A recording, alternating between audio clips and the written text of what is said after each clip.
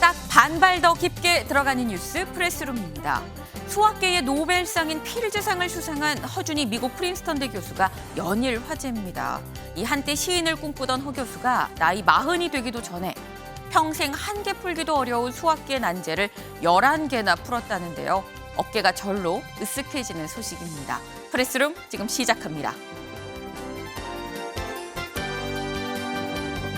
국민의힘과 정부, 대통령실이 오늘 윤석열 정부 출범 이래 처음으로 고위 당정 협의회를 열었습니다. 성상납 의혹 관련 윤리위를 하루 앞두고 있는 이준석 대표도 직접 참석했는데요. 이 소식 잠시 후 전해드립니다. 윤석열 대통령의 나토 정상회의 순방길에 민간인, 인사비서관의 배우자가 동행한 사실이 뒤늦게 알려져 논란입니다. 이 소식 잠시 후 전해드립니다.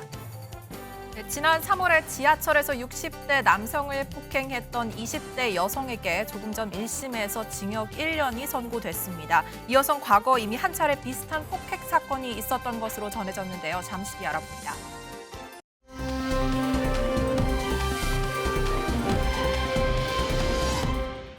날씨부터 알아보고 오겠습니다. 네, 불과 5분 전 냉동고에서 아이스크림을 꺼내 왔는데요. 지금 이렇게 먹기 불편할 정도로 녹아 흘러내리고 있습니다.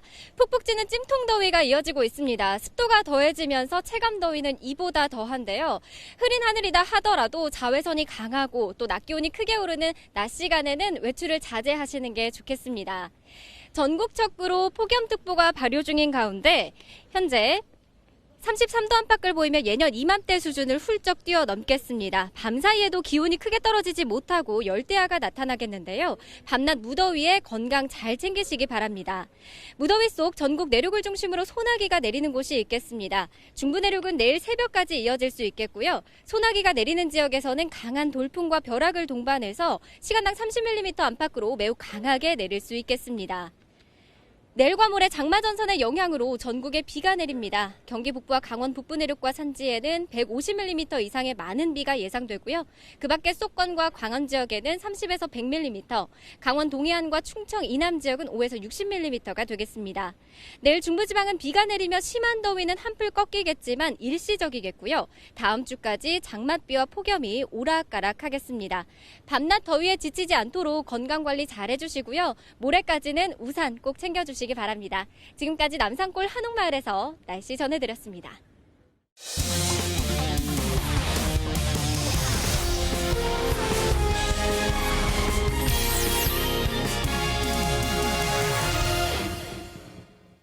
네, 즐거운 큐시투의 시간입니다. 오늘의 첫 번째 소식, 유호정 기자가 준비했네요. 네, 제가 준비한 첫 번째 아이템. 윤 지지율 빨간불, 김건희 리스크, 부실 인사 후폭풍입니다.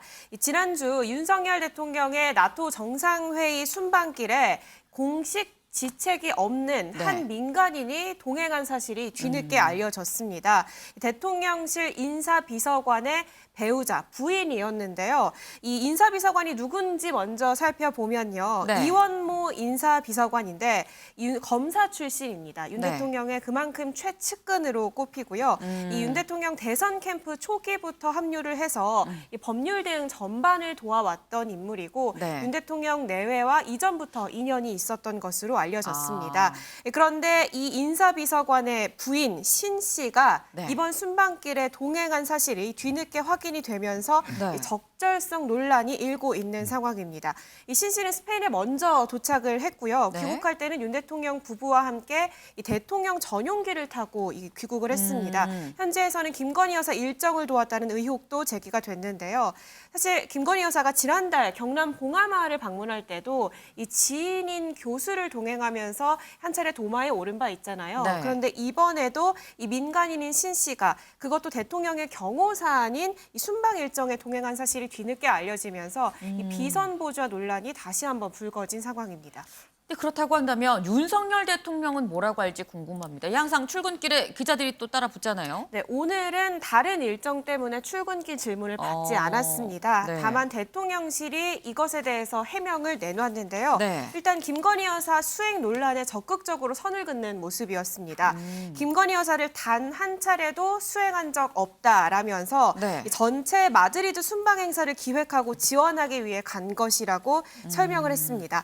그런데 인사비서관 부인으로 이렇게 해외 순방을 함께하는 거 이해충돌 여지가 있지 않냐, 소지가 네. 있지 않냐라는 지적도 있었는데요. 네. 대통령실은 인사비서관의 부인으로 간 것이 아니라고 설명을 했습니다.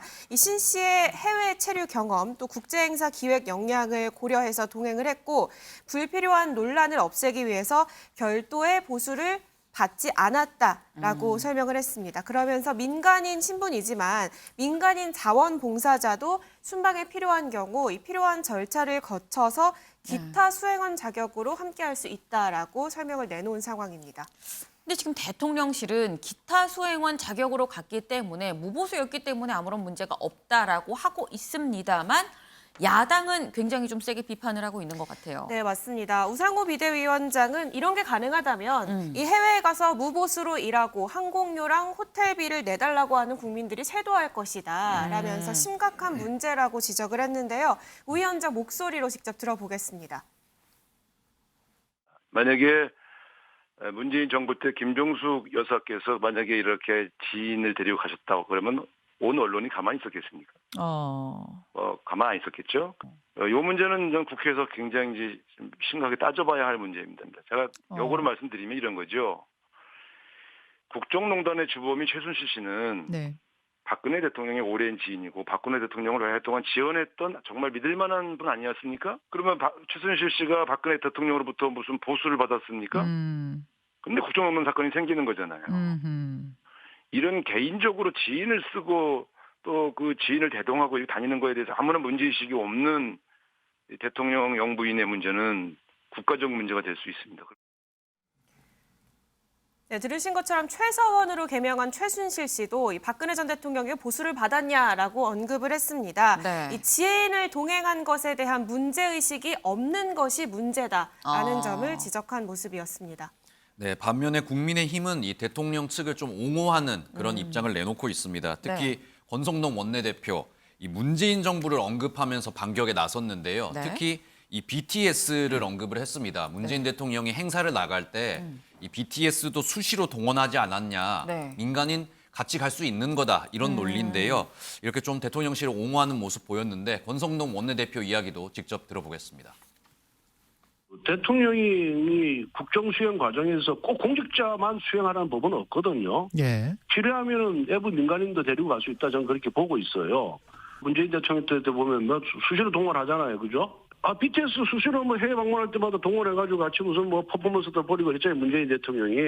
아니 근데 그렇죠. 대통령 전용기를 같이 타고 아니 대통령 전용기도 수행이나 거의 수발하는 예. 아니 공무 수행 과정에서 예. 공무에 도움이 되고 보조를 하고 지원을 했다 그런다면은 네. 특별 수행원인 거예요. 그런 특별 수행원이기 때문에 전용기 타는 것이 그렇게 큰 문제가 된다 저는 생각 안 합니다. 네, 권성동 원내대표 같은 경우에는 이 사적으로 따라가서 이 공적인 업무에 전혀 도움 안 주고 그냥 뭐 놀기만 하면은 정말 이게 문제가 되는 건데 네. 이번 같은 경우는 공적인 업무를 수행하는데 따라가서 보조하고 지원을 한 거다. 이렇게 보면 공적인 역할을 한 것으로 볼 수 있기 때문에 네. 대통령 전용기 타는 거 문제가 안 된다 이야기를 하면서 어떤 대통령 측을 옹호하는 주장을 펼치기도 했습니다. 네, 지금 권성동 원내대표 이 과거에 문재인 대통령도 BTS 순방 때 같이 데리고 가지 않았느냐라고 지금 얘기를 했는데 이현정 위원님. 네. 인사비서관의 아내와 BTS가 지금 같은 선상에 놀 수 있는 걸까라는 의문이 들기도 합니다. 그런 성격이 다르죠. BTS 같은 경우는 이제 우리 국위를 선양하기 위해서 네. 뭐 세계적으로 유명한 그 팀 아니겠습니까? 네. 이제 거기 간 것과 지금 이제 김건희 여사를 어떤 보조하기 위해서 지금 인사비서관의 지금 부인이 간 거하고는 동일선상에 비교할 수는 없죠. 그리고 이제 대통령 해외 순방할 때 저는 민간인이 충분히 동행할 수 있다고 봅니다. 네. 왜냐하면 대통령이 이제 해외 순방할 때 특별 수행원이라 있고요. 예를 들어서 뭐 정경련 회장이라든지 등등 이런 게 있고 일반 수행원들이 있고 네. 또 이제 기타 수행원으로 갔다는 거 아니겠습니까? 이제 그거 자체는 문제될 게 없는 것 같아요. 왜냐하면 대통령 부인이 예를 들어서 이 나가는데 여러 가지 문제가 필요하다 그러면 네. 어떤 특별한 기능을 가진 또 특별한 회사를 가진데 이제 충분히 서포트를 받을 수가 있는 거거든요. 네. 근데 문제는 뭐냐면 그렇게 하려면 정식으로 계약을 해서 어떤 외국에 나갈 때 그 정신한 대가를 주고 그런 방식으로 나가는 건 저는 충분히 필요하다 봅니다. 네. 근데 지금 이번 같은 경우는 무보수로 해서 문제가 없다 이건 아니에요. 그러니까 대통령 행사라도 무보수로 주면 안 되는 거거든요. 정당한 보수를 줘야 됩니다. 그러니까 그런 면에서 보면 통역이나 이런 분들 같은 경우도 대통령 소속이 아니더라도 네. 전문적인 분들을 이런 어떤 순방에 특별히 고용을 해서 네. 어떤 일정한 대가를 주고 함께 가는 경우 많습니다. 그거는 충분히 할 수가 있는 거거든요. 대통령 부인 같은 경우도 지금 보좌진이었기 때문에 그렇다면 어떤 사람을 특별히 계약을 해서 네. 대통령 순방 기한 동안 신원 검증도 하고 해서 데려가는 거 저는 전혀 문제가 없다고 봐요. 근데 문제는 그 절차를 과연 이제 밟았냐는 문제겠죠. 네. 그리고 무보수기 때문에 문제 없다. 이건 말이 안 되는 거죠. 그거는 충분히 대가를 줘야 됩니다. 그런 상황에 따라서는. 그러니까 그런 면에서 이 대통령실이 이런 부분에 대해서 좀 더 명쾌하게 사실은 이전에도 논란이 있었지 않습니까? 네. 이 노무현 대통령 생가를 방문하면서 그런 논란이 있었다면 이번에 갈 때도 정정당당하게 예를 들어서 필요해서 어떤 팀에서 그 도움을 받는다. 네. 그리고 그거에 대한 대가는 충분히 준다. 이렇게 했더라면 전혀 문제가 없었을 텐데 문제는 그냥 뭐 특별기만 했고 뭐 무보수였다. 그다음 BTS와 뭐 또 가는 거 아니냐? 오히려 이런 어떤 그 해명 자체가 네. 논란을 더 붙이고 있는 게 아닌가 싶습니다. 네.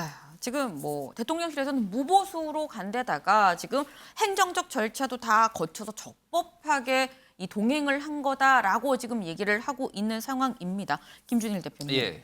지금 이 기타 수행원으로 갔어도 문제가 있다라고 지금 이 위원께서는 말씀을 주셨어요.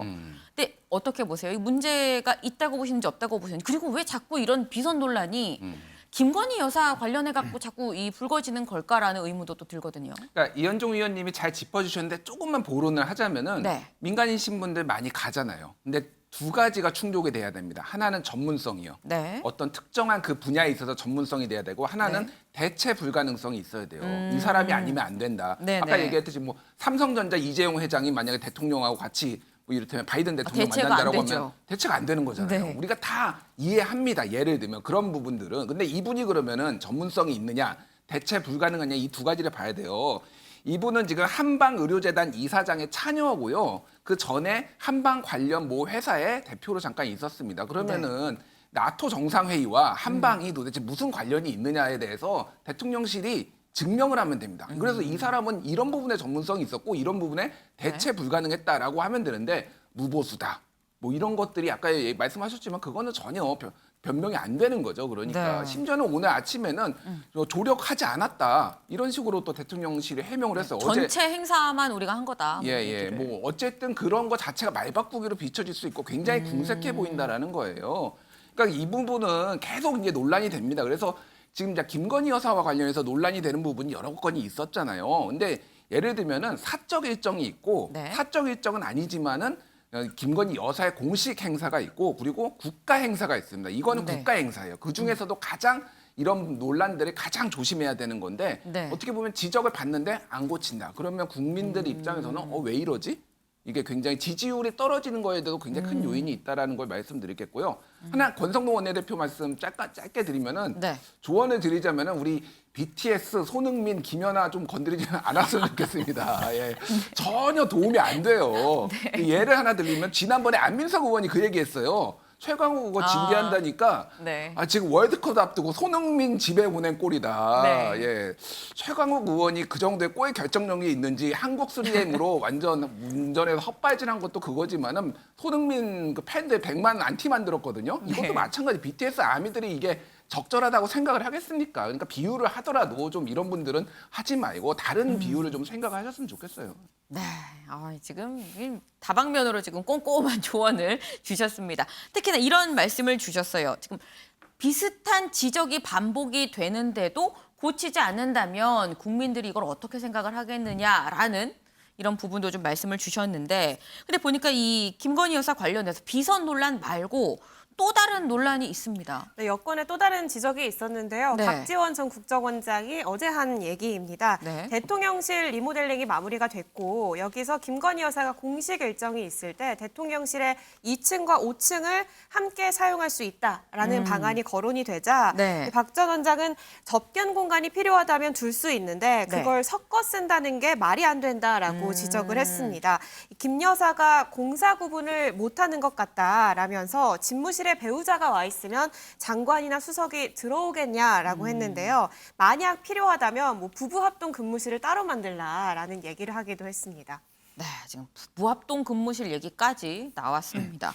뭐 비선 논란에 집무실 공동 사용 문제. 그런데 여기에 더해서 이수아 기자. 네. 지금 이 부실 인사 문제도 사실 약간 여전히 진행 중인 것 같은데요. 네, 이거는 정확히 윤 대통령에게 집중된 논란이긴 한데요. 이 네. 김승희 후보자까지 복지부 장관 후보자가 2명 연속 낙마를 했죠. 그러면서 네. 초유의 사태가 일어난 건데 여기에 대해서 윤 대통령이 전 정권과 좀 낙마자를 비교해달라라고 언급을 하면서도 논란이 커졌습니다. 윤 대통령 말대로 문정부 당시 출범 2개월 기준으로 그럼 낙마자가 얼마나 있었나 저희가 네. 비교를 한번 해봤습니다. 윤 정부 현재 낙마자 3명인데요. 네. 이 문 정부 때도 이맘때 2명의 낙마자가 있긴 있었습니다. 이 안경환 전 법무장관이 네. 기억하실지 모르겠는데 예전에 사귀었던 여성의 동의 없이 혼인 신고를 한 일이 논란이 되면서 낙마를 했었고요. 네. 또 조대엽 노동부 장관 후보자가 음주운전 등으로 낙마를 했습니다. 3명 대 2명이니까 사실상 비슷하다는 비교해달라는 얘기가 무슨 얘기인지는 이해가 갑니다.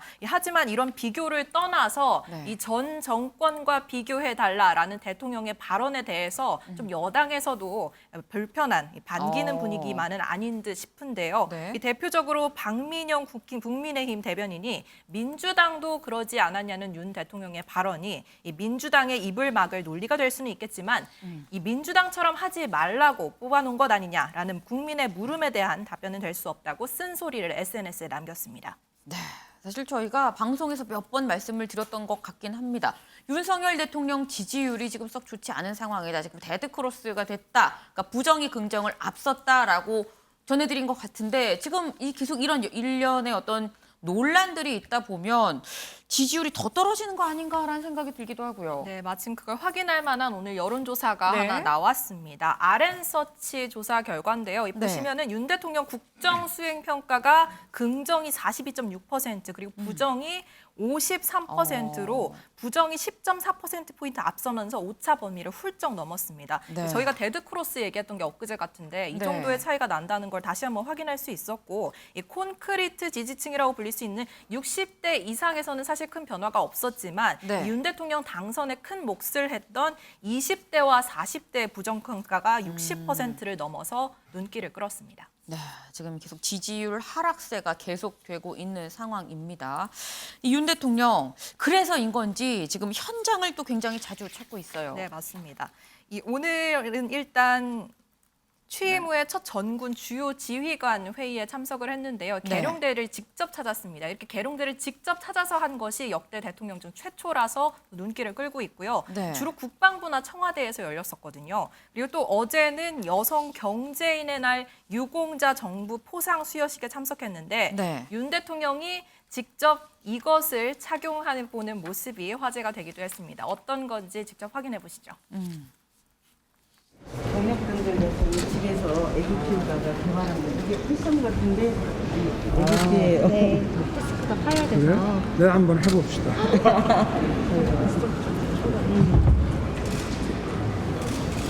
가서 되면 우리 강아지도 좀 저기 국민 저 일본 어디다 여기 이렇게 해가지고 이렇게 아이들을 아, 요 사이에 네, 애기를 이제 여기다 저희가 여태껏 100만 개 이렇게 정도 보여줄까? 네, 옆으로 살짝만 보여줄게요. 아이고, 아주 아이디어가 좋네.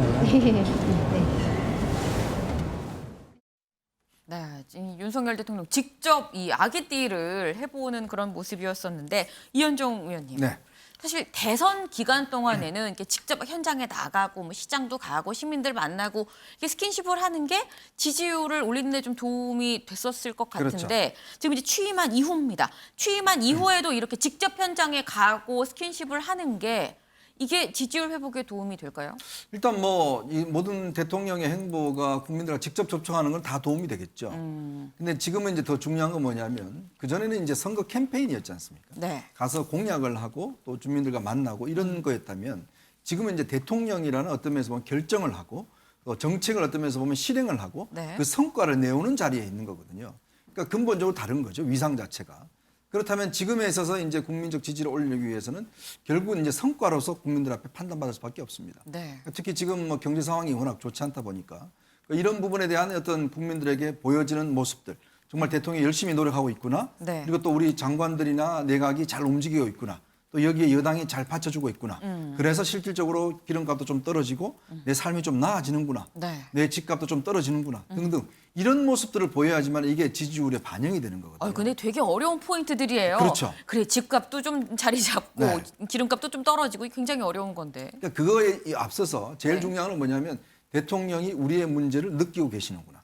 우리가 공감하고 있구나. 라는 것부터 가장 첫 번째예요. 네. 그래서 예전에 이제 이명박 대통령 같은 경우는 뭐 지하벙커 회의를 하고 뭐 등등 하듯이 이제 윤 대통령은 이제 아마 일주일에 한 번씩 이제 비상경제 그 대책회의를 한다는 거 아니겠습니까? 네. 이제 그게 일단 먼저 국민들과의 공감대가 필요한 거죠. 국민은 이렇게 힘든데 대통령은 안 힘든가 봐? 이런 생각하면 안 되는 거거든요. 그래서 대통령이 이제 저렇게 각종 행사에 나가는 것들 그런 네. 것도 그런 공감대 차원에서 저는 하는 거라고 중요한 것이라 보고 네. 문제는 이제 지금부터는 아직 이제 100일 안 됐습니다. 이제 50일 조금 넘었어요. 네. 그렇다면 대통령이 이 경제 상황에 대해서 국민들과 함께 공감하고 느끼는 그리고 이걸 해결하겠다는 노력들 사실 이 경제라는 게 금방 좋아지지는 않습니다. 그 다 알거든요. 네. 그만큼 국민들과 함께 하고 있다, 노력하고 있다. 이런 모습을 보이는 게 저는 지지율 상승의 가장 근본적인 키가 아닌가 싶습니다. 네, 지금 국민들의 어떤 공감대를 형성하는 게 굉장히 좀 중요할 수 있다라는 말씀을 주셨습니다.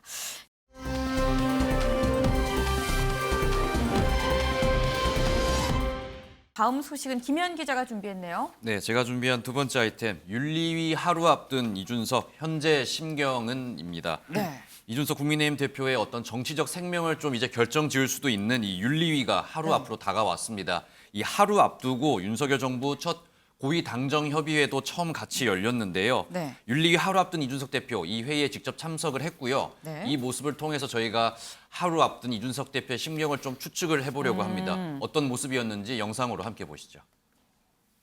사실 우리가 대선 공약 통해서 그리고 또 국정과제화를 통해서 이야기했던 많은 정책들이 지금 정책 수요자들에게 아주 효율적으로 전달되고 있지는 않습니다. 정부도 당의 입법 지원도 계속 요청하겠지만은 실제로 당이 파악한 그런 정책 수요에 대해서 적극적으로 소통하면서 의견을 많이 들어주셨으면 하는 그런 생각입니다. 사실 이제 과거만큼 이제 뭐 경제 성장률을 얼마나 올리겠다 이런 추상적인 구호가 선거판에서도 사라진 것처럼 이런 투자나 일자리 창출에 관한 이야기는 대중에게 큰 호소력을 갖기 어려울 수도 있습니다. 이 반도체나 원전과 같은 중후장대한 산업의 진흥도 매우 중요하고 그에 발맞춰서 민생을 살피는 그런 세밀한 이야기가 우리 정부 출범 이후에 다소간은 전달이 부족했던 것을 반성하고 따뜻한 보수의 가치를 살려내는 것이 중요하다 저는 이렇게 생각합니다.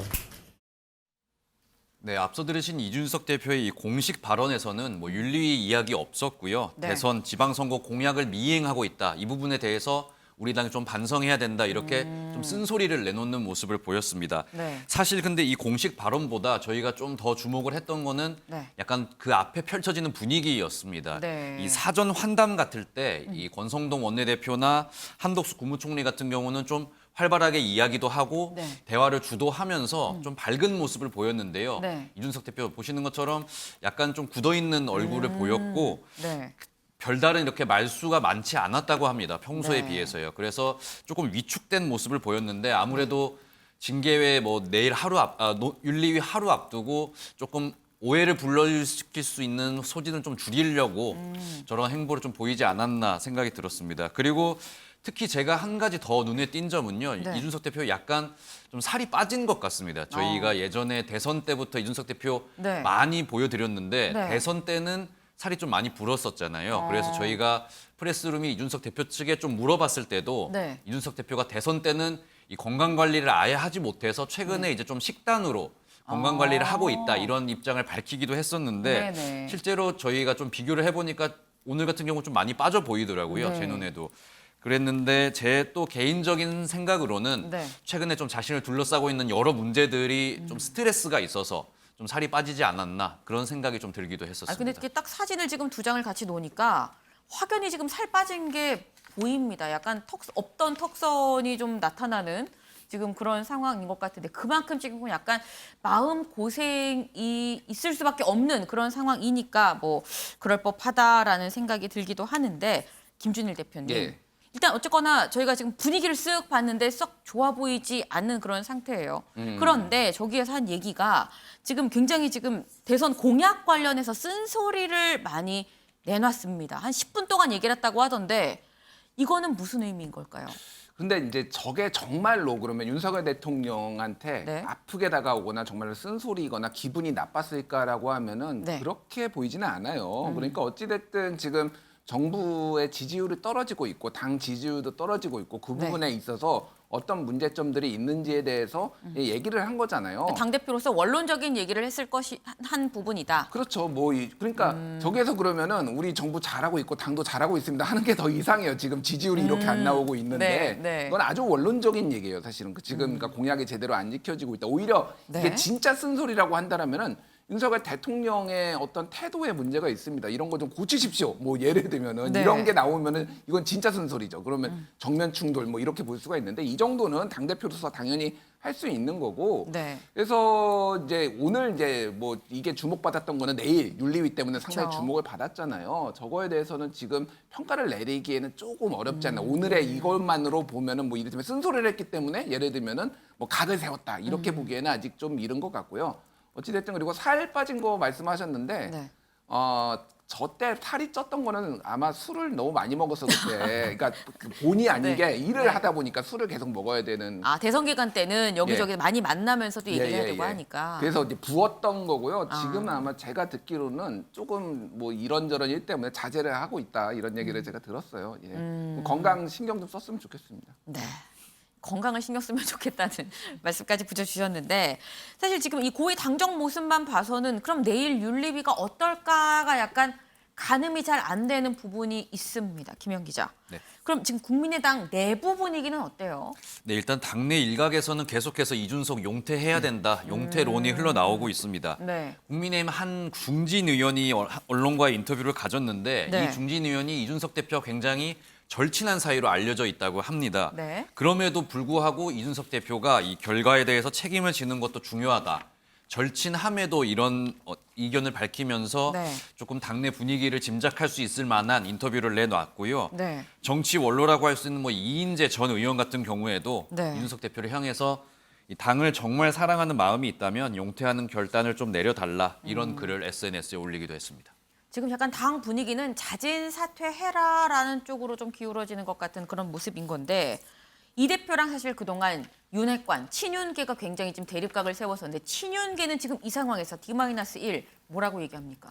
네, 이준석 대표가 사실 어제 지금 나 공격하고 있는 사람들 다 윤핵관이다 이렇게 네. 좀 명백하게 입장을 밝혔는데 네. 여기에 대해서 윤핵관들, 친윤계 의원들은 별다른 입장을 내놓지 않고 있습니다. 사실 어제 윤핵관 중 윤핵관으로 불리는 이 장제원 의원도 네. 기자들 만나서 이런 질문을 받았는데 네. 이건 뭐 말도 안 되는 소리고 여기에 대해서 내가 굳이 뭐 대응해야 할 필요도 느끼지 못한다. 네. 이렇게 이야기하면서 좀 말을 아끼는 모습 보였고요. 네. 권성동 원내대표 역시 뭐 대통령과 당대표의 징계에 대해서 대통령과 논의한 적도 없고 네. 당원 당규대로 정해져 있는 대로 우리가 하면 된다. 이렇게 원론적인 입장만 밝히고 있는 상황입니다. 권성동 원내대표 이야기 직접 들어보겠습니다. 대표님, 그 당원 당규 승복해야 된다 이준석 대표 관련해서 이번 말씀 전제다라고 말씀을 하셨는데 그 부분은 좀 어떻게 해석하면 될까요? 아니 있는 그대로 우리가 헌법과 법률을 준수해야 되듯이 당에는 최고 규범인 당헌이 있잖아요. 당원 당규에 대해서 승복을 하는 거는 누구나 당연한 일이죠. 재심청구도 가능하다 보니까 전제라는 말씀이 좀 적당한가 싶거든요. 아니 그거는 또 당원 당규에서 재심 허용되면 또 재심 청구할 수 있는 거죠. 네, 약간 이 권성동 원내대표 뭐 법에 따라 뭐 당원 당규에 나왔으니까 따라야 되는 거고 뭐 재심도 청구할 수 있는 거고 좀 어느 정도 약간 원론적인 그런 얘기를 한 게 아닌가 싶은 느낌도 들고 이제 상황이 좀 애매해 보이는데 일단 당사자인 이준석 대표는 내일 있을 윤리위에 나가서 지금 소명을 직접 해야 되는 그런 상황입니다. 김현 기자. 네. 지금 이준석 대표 내일 윤리위 출석 준비를 어떻게 하고 있나요? 네, 이준석 대표 일단 정면 돌파에 나설 것으로 지금 예상이 되고 있습니다. 네. 윤리 직접 출석해서 이 소명을 하겠다 이런 입장도 밝혔고요.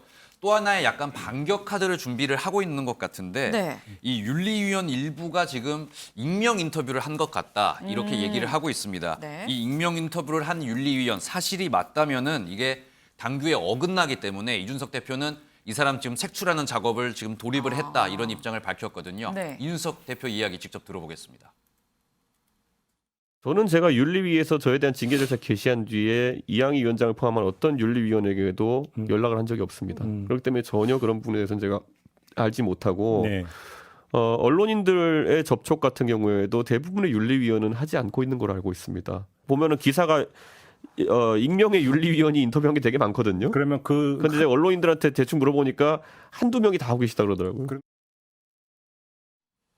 네, 그런데 이 대표뿐만 아니라 이 성상납을 주장했던 이 기업의 대표 역시 네. 윤리위에 출석하겠다는 뜻을 밝혔습니다. 현재 구속 수감 중인 상황이니까 어떻게 오냐 싶은데 이 법무부에 요청을 해서 출정, 그러니까 법정에 나가는 형식을 빌려서라도 윤리위에 나와서 진술을 하겠다는 겁니다. 다만 윤리위 측에서 요청한 사안은 아니고 이 현재 연락도 닿지 않는다고 덧붙이기는 했습니다. 김 대표 측은 이 대표에게 거의 20차례에 걸쳐서 이 접대를 했고 성상납 대가로 받은 박근혜 대통령의 시계 역시 가지고 있다고 주장하고 있죠. 저희 김 변호사의 발언 들어볼 건데요. 이 더운 날씨 탓인지 김 변호사가 부채를 들고 있는데 이 부채에 뭐라고 써 있는지 보시는 것도 재밌을 것 같습니다. 발언 들어보시죠. 김성진 대표 회사의 핵심 개발자였던 직원이 그쯤에 김성진 대표로부터 받아서 보관하고 있던 박근혜 대통령 시계 사진을 저에게 보내왔습니다.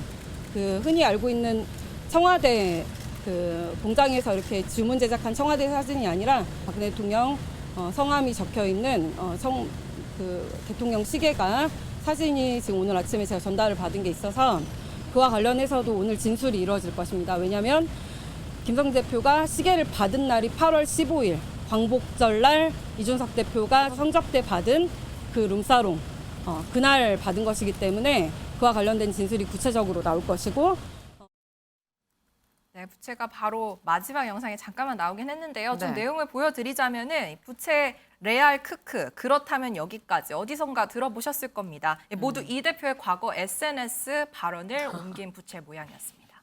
네, 하지만 이준석 대표 이 시계에 대해서도 지금 적극적으로 좀 반박을 하고 있습니다. 일단 이준석 대표는 이 말이 서서히 좀 안 맞기 시작한다 이야기를 하고 있는데요. 네. 이 8월 15일에 이 국립유공자들에게 배부한 시계인데 내가 똑같이 8월 15일에 그날 준 게 이게 시점적으로 좀 맞지가 않다. 이야기를 하면서요. 이 김 대표 측이 좀 진술을 할 때마다 내용이 달라지고 있다. 이렇게 좀 반박하는 모습을 보이기도 했습니다. 네, 그런데 김 대표 측은 이 대표가 논점을 흐리고 있다고 또 한 번 말을 하고 있습니다. 8월 15일을 자꾸 언급을 하고 있는데 그 시계를 8월 15일에 나눠주려면 그날 이걸 제작하는 게 아니라는 거죠. 미리 준비를 해야 되니까 이 시점이 맞지 않는다는 주장은 성립이 안 된다고 현재 재반박 중입니다. 네. 지금 뭐 양쪽의 진실 공방이 계속되고 있는 그런 상황입니다.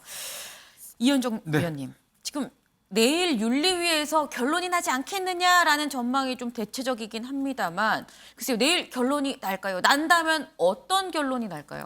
그걸 제가 알면 네. 이제 지금 이제 주변 분위기만 좀 보면 말이죠. 네. 일단은 이제 김철근 정무실장에 대해서는 지난번 윤리위 때 이제 징계 절차를 시작했다 이렇게 네. 이야기했지 않습니까? 그럼 아마 내일 그 윤리위에서 징계 절차를 시작한 데 대한 결론을 아마 이야기를 할 것 같아요. 즉 김철근 실장에 대한 징계는 내일 결론이 날 것 같은데. 네. 근데 문제는 이제 이준석 대표가 내일 아마 이제 가서 진술을 하고 아마 이게 저녁 늦게 이루어질 겁니다. 왜냐하면 윤리위원들은 일반에 공개가 안 되고 다들 네. 일반인들이기 때문에 네. 이제 내일 저녁 늦게 이제 이루어질 텐데 그 진술을 듣고 판단하려고 그러면 시간이 좀 걸릴 거예요. 그러면 지난번에 예를 들어서 김철근 시장한테 했던 것 같이 그럼 징계 절차에 들어가겠다. 네. 근데 이제 결론은 좀 더 나중에 내겠다. 네. 이렇게 할 수가 있는 것이고 네네. 아니면 그동안 여러 가지 모집한 증거를 토대로 해서 징계를 내릴 수도 있고 그러니까 여러 가지 아직 가능성은 있는 것 같습니다. 네. 이제 그랬을 경우에 뭐 재심 청구하는 방법도 있고 또 수용을 안 하는 방법도 있고 지금 이제 이준석 대표가 계속 윤리위를 공격하고 있잖아요. 네. 윤리위원들의 자격을 공개하고 얼마 전에는 뭐 당대표가 윤리위를 해체시킬 수도 있다. 이런 이야기까지 한 바 있지 않겠습니까? 네. 아마 윤리위가 결론을 내리면 뭔가 확실한 증거가 있어야 될 거다라는 것도 이야기를 하고 있어요. 즉 확실한 증거 없이 그냥 추정만으로 당대표를 징계하는 것에 대해서는 본인이 적극 대처하겠다 이런 입장을 내놓고 있거든요. 좀 전에 시계 문제가 나왔고 또 당시에 제가 알기로는 뭐 휴대전화 내용이라든지 일정표라든지 뭐 이런 증거들이 꽤 있는 걸로 알고 있습니다. 그게 경찰에서 함께 수사를 하고 있고 그런 내용들이 윤리위에 공유가 되고 있고 윤리위가 이 부분 관해서 어떤 정도 결론을 내릴 것 같은데 네. 저는 뭐 어떤 식이든지 후폭풍이 굉장할 겁니다. 만약에 이게 사상 초유잖아요. 당대표를 윤리위가 징계한다는 거는 뭐 저는 처음 보는 건데 네. 윤리위가 만약에 이제 중징계를 내릴 경우에 뭐 이준석 대표는 법적 공방을 벌이겠죠. 네. 이럴 경우에 아마 후폭풍이 굉장히 클 거고 만약에 결론을 내리지 않으면 또 당내에서도 여러 가지 또 논란이 있을 겁니다. 지금 네. 당 측에서 보수 지지층들 같은 경우는 계속적으로 이준석 대표를 지금 징계해야 된다고 주장하고 있는 상황이거든요. 그렇게 되면 아마 국민의힘은 어떤 결론이 나든지 간에 상당 기간 혼란에 빠질 가능성이 저는 굉장히 높다. 그렇게 보고 있습니다. 네. 그렇다고 한다면 김준일 대표님. 예. 어려운 질문이 될 수밖에 없을 것 같습니다. 어떤 결론이 나와도 후폭풍은 예고가 돼 있다라고 지금 말씀을 주셨는데 그럼 이 후폭풍을 어떻게 수습을 해야 될까요? 국민의힘에게 좋은 게 딱 하나가 있습니다. 좋은 거요? 예. 총선이 1년 10개월 남았다라는 겁니다. 많이 남았다라는 예, 말씀인 거죠? 그러니까 뭐냐면은 당장 빠르게 수습을 하지 않아도 시간적 여유가 있어서 아직은 뭐 크게 보면은 한 10개월에서 1년 정도 안에만 수습을 하면 된다는 얘기예요. 네. 그게 근데 이준석 대표 당대표 임기하고 거의 비슷하거든요. 네. 그러니까 이건 아주 개인적인 예측입니다만은 내일은 결론이 날 가능성이 거의 없다라고 저는 보고 있습니다. 왜냐하면 쟁점이 너무 많아요. 그러니까 네. 증거인멸구사 같은 경우에는 예를 들면은 상황을 알아보라고 이준석 대표는 상황을 알아보라고 김창근 정무실장한테 시킨 거지 거기에서 무슨 각서를 쓰라고 내가 지시한 건 아니고 네. 김창근 정무실장의 독자 판단으로 했다라는 건데 이거를 뒤집을 만한 정황적으로는 시켰을 가능성이 있을지언정 뒤집을 만한 뭐가 없다라는 거죠. 그러니까 네. 지금까지 윤리위원회에서 징계를 내린 사안들은 보통 두 가지였어요. 하나는 말로써 아니면 SNS 글로써 명백하게 증거가 있던지 네. 아니면 기소가 되던지 그러면 나중에 무죄가 밝혀지더라도 그걸 취소하더라도 네. 두 가지 다 해당이 안 되잖아요. 그러니까 이거를 이준석 대표가 알고 있기 때문에 이거를 끝까지 물고 늘어지는 거예요. 네. 내일은 가능성이 저는 굉장히 낮다라고 보고요. 이게 네. 길어지면 길어질수록 당에 대한 부담은 클 텐데 어영부영 올해가 다 지나갈 수도 있을 것 같아요. 이 문제가. 그러니까 어영부영이라는 게 무슨 말이냐면은 네. 그러니까 결론이 어떤 식으로 나더라도 왜냐면은 재심 신청하고 이러면 가처분 신청 내고 완전히 끝나는 데까지. 끝나는 게 아니라 그냥 이 상황이 게다가 대통령도 지지율 신경 안 쓴다고 국정수행 지지율 아무도 지금 이 당과 정부에서는 아무도 신경 쓰는 사람이 없어요 지금. 네. 그러니까 그냥 이렇게 갈 가능성이 매우 높다 이렇게 봅니다. 그렇군요. 일단 내일 바로 뭐 윤리위에서 결론이 안 날 확률이 높고 난다고 해도 뭐 재심 신청이나 그 이후에 이 복잡거리는 이런 상황이 당분간 좀 계속되지 않겠느냐라는 말씀을 주셨습니다. 어쨌거나 굉장히 좀 이목이 집중되는 이유, 집권 여당의 당 대표가 당 대표 자리에서 물러나는 초유의 상황이 발생할 수도 있기 때문에 지금 계속 이목이 집중이 되는 건데 그러다 보니까 김영 기자, 네. 지금 사실 여의도 밖에서도 굉장히 좀 말들이 많아요. 이 부분 놓고. 그렇습니다. 초유의 사태다 보니까 여의도를 떠난 정치인들도 지금 뭐 이런저런 각자의 의견을 내놓고 있습니다. 특히 뭐 강성 발언으로 좀 평소에 유명한 전유옥 전 의원 같은 경우에는 이준석 대표를 향해서 굉장히 날선 발언을 내놨는데요. 저희가 좀 소개를 해드리면 이준석 대표가 정작 자신이 출마한 선거들 네. 거기서는 3번이나 떨어진 사람이다. 그랬는데 무슨 대통령 지지율을 올려주겠다고 이야기를 하느냐. 네. 게임은 이미 끝났고 버스는 떠났다. 손 흔들면 뭐하냐 이런 식으로 표현을 하면서 네. 굉장히 강하게 비판하는 모습을 보였고요. 다소 이제 이준석 대표와 좀 절친한 것으로 알려진 이 김종인 전 비대위원장 같은 경우에는 네. 이준석 대표도 비판을 하면서 동시에 이 당 지도부나 윤핵관 쪽을 좀 동시에 비판하는 모습을 보여주기도 했습니다. 김종인 전 비대위원장의 목소리 직접 들어보겠습니다. 그러니까 뭐 이준석 대표도 사실은 젊은 나이에 대표로 취임을 해가지고서 그동안에 소위 익숙지 못한 좀 행동을 보이는 어떤 것도 사실인데 그거를 서로 좀 감싸고 해가지고서 좀 좋은 방향으로 끌고 갔으면 좋았을 텐데 네. 지금 이렇게까지 온 거에 대해서는 굉장히 제가 스스로도 유감스럽게 생각을 해요. 예. 피차가 조금씩은 좀 이렇게 자제를 하는 그런 모습을 보였으면 괜찮았을 텐데 예. 피차가 서로 자기네들의 주장을 너무 강하게 대변하다 보니까 이런 사태까지 오지 않았나 이렇게 봐요. 네, 지금 이 국민의힘 이준석 대표에 대한 이 세간의 관심이 지금 상당한 상황입니다.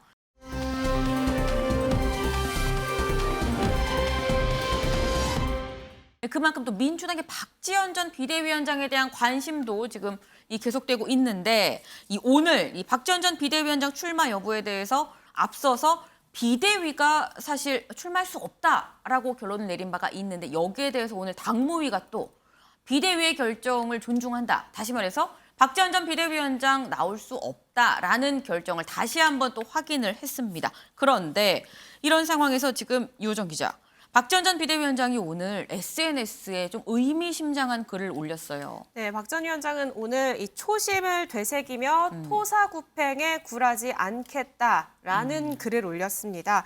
앞서 이 비대위 결정 수용할 수 없다라는 뜻을 밝히면서 후보 등록 강행하겠다라는 입장이었는데 네. 말씀하신 것처럼 오늘 당무위에서도 기존 비대위 입장을 그대로 정리를 했거든요. 네. 그런데 여기에 박 전 위원장은 필요할 때는 온갖 감언이설로 회유해서 이용해 먹고 언제 네. 그랬냐는 듯 토사구팽하는 정치판에 남아있는 게 옳은지 스스로에게 묻고 또 물었다라면서 정치를 결심한 이유가 뭐 성범죄를 근절하기 위해서였는데 끝까지 이걸 이루겠다, 정치를 하겠다라는 다짐을 하는 모습이었습니다. 네.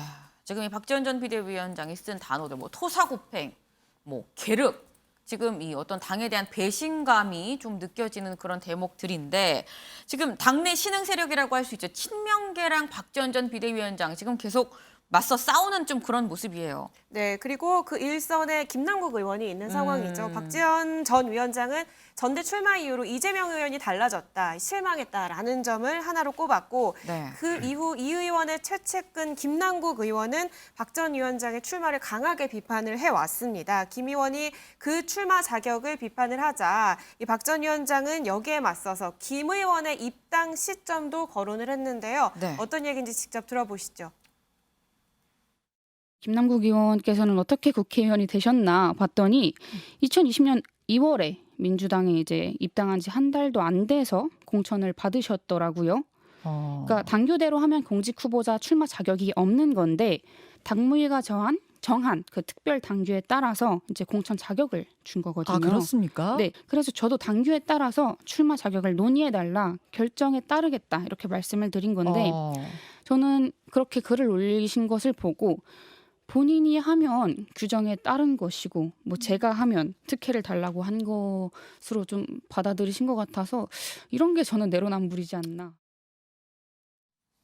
네, 여기에 김남국 의원이 본인의 입당은 2020년이 아니라 2015년이었다라는 네. 사실을 알려오자 박 전 위원장은 그럼 당시의 기자회견이 입당 쇼였냐라고 맞섰고요. 결국에 네. 김 의원이 당시에 당도 이 사실을 알았다라면서 입당식 영상까지 공개하는 일이 있었습니다. 이렇게 설전이 이어지는 와중에 김남국 의원은 오늘도 이 박지원 전 위원장에 대한 비판을 이어갔습니다. 들어보시죠. 비대위의 결정에 이재명 의원의 의중이 반영이 된 것 같다라고 본인이 해석을 했고 아무 근거가 없는 주장이고요. 네. 세상을 너무 이렇게 본인 중심으로 생각하시는 것 아닌가라는 생각이 듭니다. 정치적 위상이나 이런 것들을 이준석 대표나 아니면 김동연 지사님 정도의 급으로 생각해서 네. 잘못 오해하고 계신 거라고 생각이 됩니다. 박지원 전 비대위원장 처음에는 본인이 당원권이 없다고, 피선거권이 없다고 당무위원회에서 예외적으로 승인을 해달라고 했었잖아요. 예외적으로 승인할 수 있는 그런 예외 사유가 없다고 하니까 갑자기 또 피선거권이 있다라고 이야기를 하면서 또 다른 주장을 하는 것은 본인의 이야기로도 좀 충돌되고 모순된 주장을 하고 있는 거라고. 네, 지금 뭐 박지원 전 비대위원장 지금 친명계랑도 지금 각을 세우면서 지금 전대 출마도 어려워지는 상황이고요. 향후 이 정치를 계속하겠다고 얘기를 한 상황에서 박지원 전 비대위원장이 또 어떤 카드를 들고 나올지도 좀 이 관심이 쏠립니다. 근데 오늘 당무위에서 결정을 한 게 박지원 전 비대위원장의 이 전대 출마 여부만 논의한 게 아닙니다. 사실 이보다도 오늘 열린 이 당무위에 이목이 집중됐었던 이유가 전대 룰이 오늘 최종 확정이 되느냐, 이게 사실 눈길이 쏠렸었어요. 이 전당대회 준비위원회가 마련한 룰과 이후에 비대위로 넘어간 룰이 좀 달라져서 굉장히 논란이 있었는데 결론이 어떻게 났나요? 네, 안규백 전준위원장은 비대위가 전준위 안을 뒤집었다라면서 네. 사퇴의 뜻을 밝혔고, 우상호 비대위원장은 전준위가 비대위 입장을 반영하지 않은 거다라면서 오늘 당무위에서 논의해보자라고 했는데 네. 오늘 어떤 결론 나왔는지 직접 들어보시죠. 당대표 예비 경선은 중앙위원 70%, 국민 여론조사 30%를 반영하기로 하고, 최고위원 예비 경선에서는 중앙위원의 경선만으로 컷오프를 결정한다. 이렇게 최종적으로 수정안을 만장일치로 의결하였습니다. 네, 결국에 뒤집힌 안이 또 뒤집혔습니다. 당대표 예비 경선에서 일반 여론조사 30%를 반영한다는 전준위 안을 그대로 의결을 했고요. 또 비대위가 최고위원 선거에 이 선거에 도입하려고 했던 권역별 투표제도 철회를 했습니다.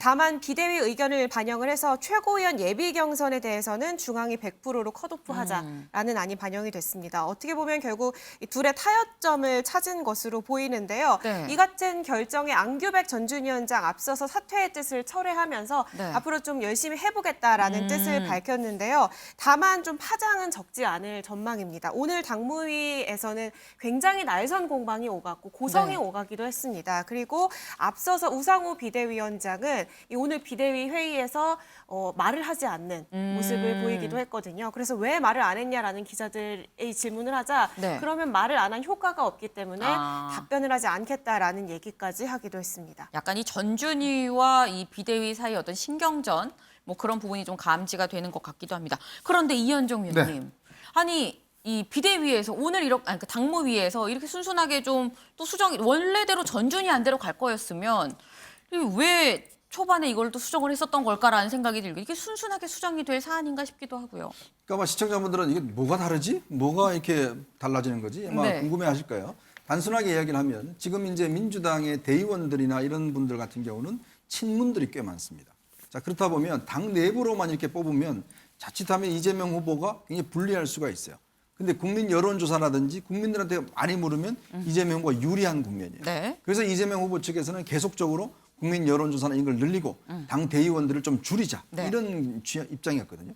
그러니까 전준위에서 이제 그렇게 이제 결정을 했는데 문제는 비대위의 지금 우상호 의원 같은 경우는 아니다, 이거 지금 기존대로 해야 된다라고 하니까 지금 당무위원회에서 다시 뒤집었단 말이에요.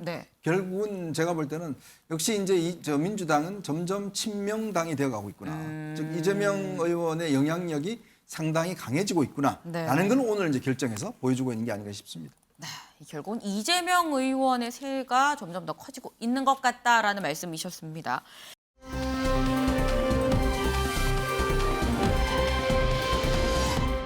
마지막 소식은 이수아 기자가 준비했죠. 네, 사건 사고 소식 준비해봤습니다. 제목은요, 지하철 9호선 폭행 20대 1심 결과는입니다. 결론부터 말씀드리면 이 서울 지하철에서 60대 남성의 머리를 휴대전화로 폭행했던 20대 여성에 대한 1심 선고, 이 집행유예 없는 징역 1년으로 나왔습니다. 이 사건 개요를 짧게 말씀드리면요, 벌써 지난 3월 일이죠. 이 술에 취한 20대 여성이 지하철 전동차 바닥에 침을 뱉다가 남성의 옷에 튀면서 이 남성이 내리는 거를 제재를 했고 지하철에서 그러면서 시비가 붙었습니다. 이 여성이 자신에게 경찰 백이 있다, 더러우니까 손을 놔라 라면서 격렬하게 반응을 했고요. 휴대폰으로 남성을 여러 차례 폭행했습니다. 그러면서 이 남성의 머리에서 피가 흐를 정도로 심한 폭행이 이뤄졌는데 특히 휴대전화를 세워서 얇은 면으로 머리를 가격했다고 합니다. 이렇게 되면 굉장히 신체에 큰 상해가 갈 수 있기 때문에 이 단순 상해가 아니라 위험한 물건을 소지한 채로 폭행했던 이 특수 상해로 검찰이 기소했던 상황이었습니다. 아니 그런데 저는 오늘 선고가 아니라 지난달 선고가 있었는 줄 알았었거든요. 네, 원래는 6월 8일 선고가 맞았습니다. 그런데 네. 이 여성이 과거 지하철에서 폭행한 사건이 또 나오면서 이 사건을 합병해서 네. 조금 더 심리가 변론이 이루어졌던 거죠. 그랬군요. 이 지난해 10월에 이번엔 1호선에서 비슷한 폭행 사건이 있었다고 하는데 네. 한 습객과 다투면서 이 머리에 음료를 붓고 또 음. 가방으로 때리는 폭행을 한 것으로 전해집니다. 이 사건 역시 합의가 이루어지지 못했고요. 네. 재범이면 가중처벌이 가능하잖아요. 그런 만큼 이 사건 병합이 여성의 양형에는 좀 불리한 소식으로 들려왔었습니다. 네, 사실 양형의 초범이냐, 이 재범, 누범이냐 여부가 상당히 좀 중요한 포인트인데, 근데 이 여성은 대체 왜 이런 걸까 궁금합니다. 네, 일단 최후 진술에서 눈물까지 흘리면서 네. 본인의 좀 억울함을 호소하기도 억울함이요? 했다고 합니다. 예, 왕따 후유증 때문에 영향이 있었다라는 얘기를 한 건데요. 이 10여 년 전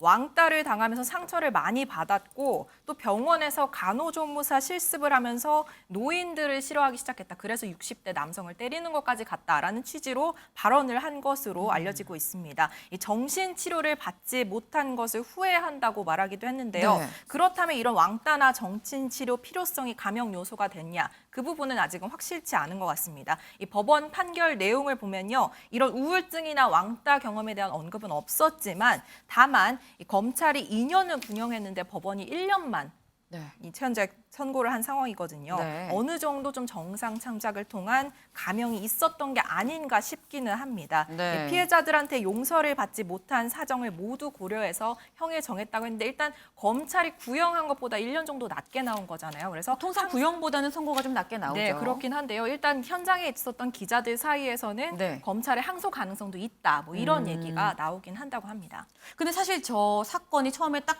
터졌을 때, 사건이 알려졌을 때 논란이 됐었던 게 아까 본 것처럼 나 경찰백 있어 라고 얘기를 한 그 부분이거든요. 네. 그래서 경찰백이 누군지 나왔어요? 네, 그 부분이 궁금하실 텐데요. 네. 저희가 담당 사건 취재 기자한테 좀 물어봤거든요. 네. 근데 경찰 조사에서 이 경찰백의 실체는 끝까지 알려지지 않았다고 합니다. 이 여성도 관련해서는 더 이상 말을 하지 않았다고 하고요. 다만 이 당시 시비가 붙은 상태에서 흥분해서 한 말로 추정이 되고 있는 상황입니다. 네, 김준일 대표님 예. 짧게 여쭤보겠습니다.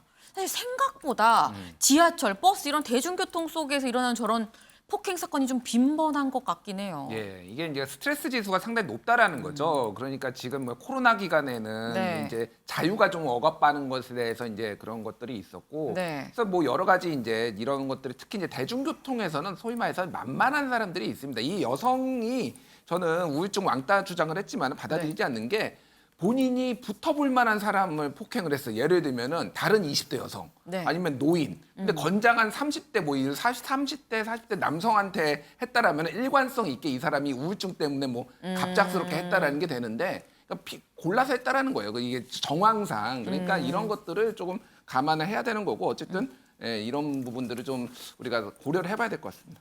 네. 오늘의 탑을 좀 정해보도록 하겠습니다. 이 여야가 이 모두 내용을 겪고 있었던 와중에 지금 야당은 오늘 당무위 결정으로 일단은 갈등이 좀 일단락되는 모습입니다. 여당도 좀 하루빨리 내부 갈등을 수습해서 빨리 원구성 작업에 들어갈 수 있길 바라면서 오늘의 탑은 윤리위 하루 앞둔 이준석, 현재 심경은으로 결정하도록 하겠습니다.